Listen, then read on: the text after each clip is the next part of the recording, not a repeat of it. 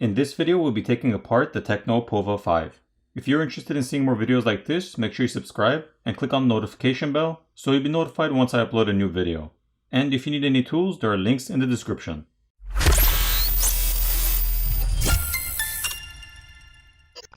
First, the SIM tray needs to be removed.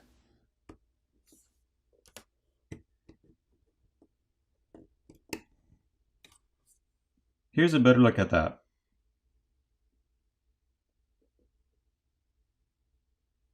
Now heat needs to be applied to the backplate with either a hairdryer or a heat gun to loosen up the adhesive underneath, and then a plastic pry tool can be used to pry the backplate off.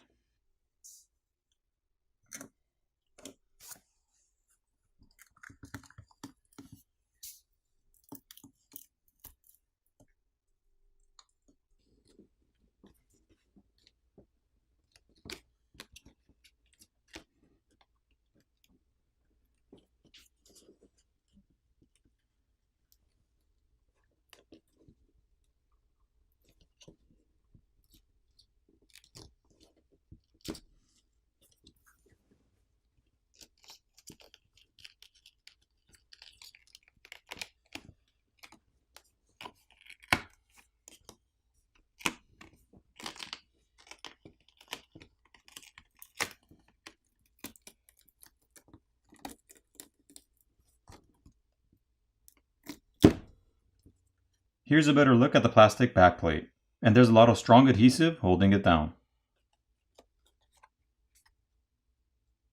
Now there are 19 Phillips screws which need to be removed.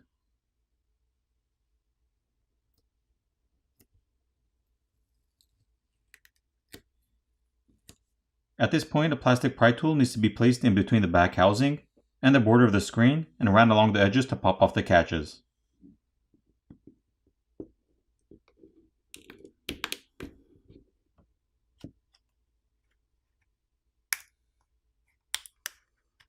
The back housing can now be lifted over, but be careful since the flex cable for the fingerprint reader is still attached to the main board. The cables for the battery can be disconnected, followed by the rest of the flex cables.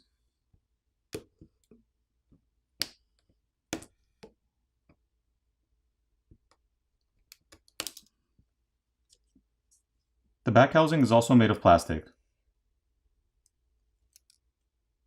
The glass camera lens covers can be replaced by applying heat and prying them off, so you won't need to take apart the phone to replace those. The NFC antenna is located here, and the LED flash is here. Taking a look at the other side, we can see numerous antenna flex cables around the border, as well as some graphite film to help transfer heat.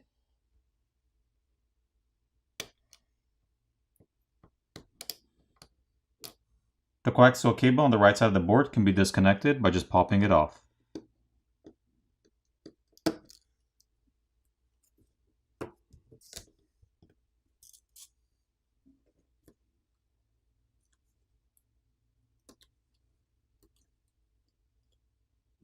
There is a single Phillips screw which is holding down the main board.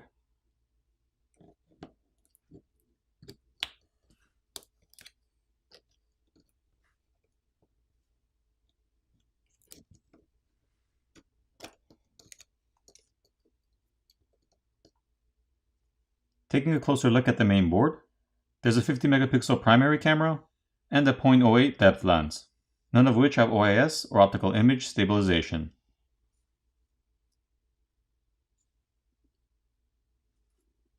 There's also graphite film over the shields to help transfer heat. The SIM card and memory card reader is located on the back, as well as the 8 megapixel front facing camera, a secondary microphone, the proximity sensor, and the front facing LED flash. The camera connectors can be disconnected by just popping them off. And there's thermal paste on the back shields to help transfer heat. Once the shield cover has been removed, we can see more thermal paste on top of the chips underneath. Here's a better look at the processor, RAM, and ROM or storage with the thermal paste removed. To remove or replace the battery, there is a pull pouch provided to help you pry it off.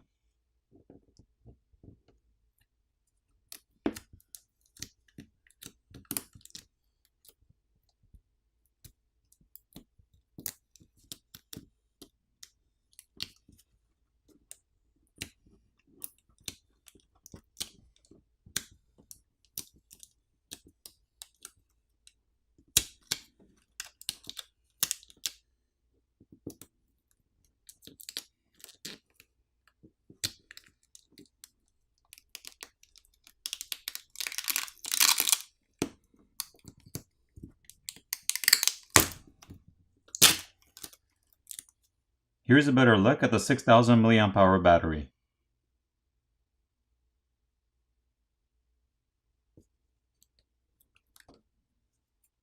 There's some more graphite film over the bottom speaker assembly. And here's the speaker itself.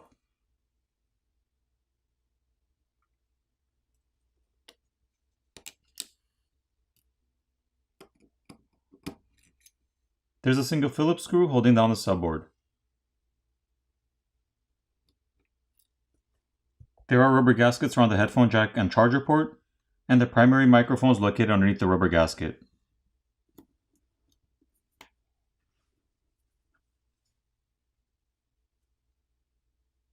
Here's a look at the other side. The vibrator motor is located on the bottom corner, which is held down with some adhesive. This flex cable connects the main board to the subboard, and this flex cable is for the screen, which is routed through an opening in the mid-frame. So if you needed to replace the screen, you'd have to remove the back plate, the screws on the back housing and the back housing itself. You'd then have to disconnect the battery cable and the screen cable, pry the battery off, giving you access to the screen cable. You'd peel off the battery adhesive pouch, heat up the front of the phone where the screen is to loosen up the adhesive underneath, pry the old screen off, apply new adhesive, reapply the new screen, making sure you run the flex cable back to the opening in the mid-frame, and reassemble the phone.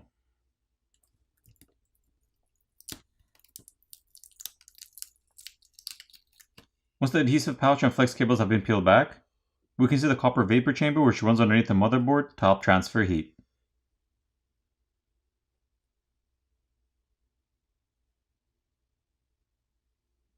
The flex cable for the volume keys and power button is located on the side, which is held on with some adhesive, so if you needed to replace that, you have to just gently peel it off. And the earpiece speaker is located on top, which is also held down with some adhesive. For the repairability score on this phone, I give it a 6 out of 10. Now it's time to reassemble the phone.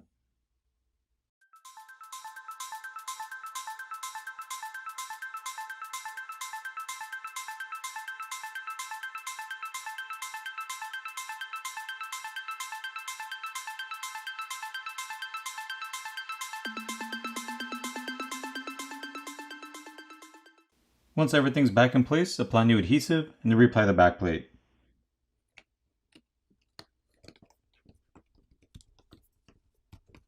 Flip over the phone, power it on, and you're done. I hope you enjoyed this video, and I'll see you in the next one.